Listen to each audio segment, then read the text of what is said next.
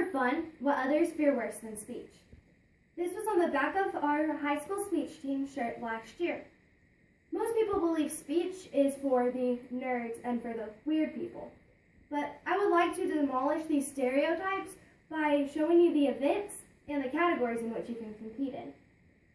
Speech and debate has two categories, acting and non-acting. I would like to start off by telling you about the non-acting events. You have debate, which is organized arguing between two people, between two groups, either a team or individual. Next, you have your extemporaneous, foreign and domestic, which answer political policy questions.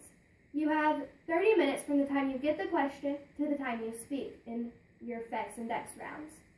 You also have your oratories, standard oratory and original oratory.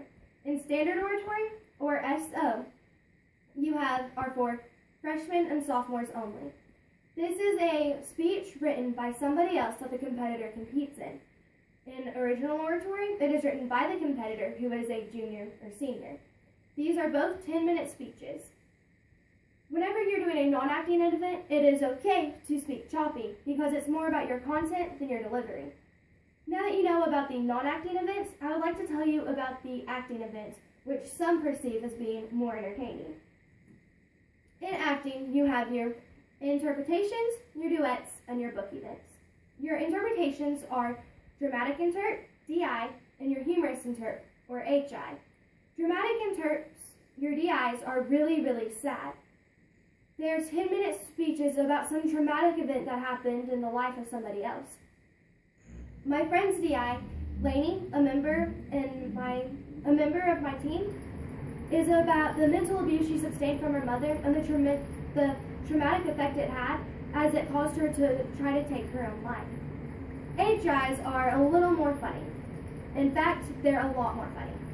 My teammate Star did an HI where she OD'd on laxatives and thought she was going to have to call the cops because of an intruder in her house that was going to rape her. There's quite a difference. Next, you have your duets, your humorous duet, your dramatic duet, HD and DD. These are two-people events that are 10-minute long. We had a dramatic duet last year, and during our DD, it was as if the entire team worked on it. So whenever they went to state and placed second, we were overjoyed. Your book events are poetry and prose.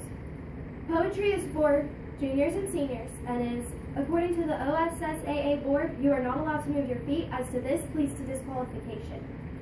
You also only have 8 minutes to compete in this event, just as in prose.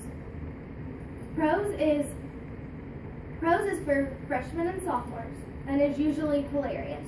That usually comes from a children's book such as Winnie the Pooh. Now that you know about the acting events, I would like to tell you about the categories in which you can compete in. You have your novice rounds, which are for junior hires and who are usually amazing, or they're usually not very good. There's no in between on them. Novice is like the T-ball of sports. They can't compete with the high schoolers because they don't have as much experience, but sometimes you get that special person who is amazing. Next, you have your qualifying rounds, which are for high schoolers. These are the people qualifying to get to regionals. This is where the competition is. This is where that competition is. In qualifying rounds, you have classes. Tipton is 3A. In these classes, you can only compete with people in them. And finally, you have champs, where class doesn't matter and it's just for high schoolers who have already qualified. This is a practice round for regionals, as everyone in your champs round is in your regional round. Now that you know a little more about speech and debate, such as the acting events and the non-acting events, and the events in which you can compete in, I hope that you no longer believe the stereotype that it is just for nerds, as it is really quite fun.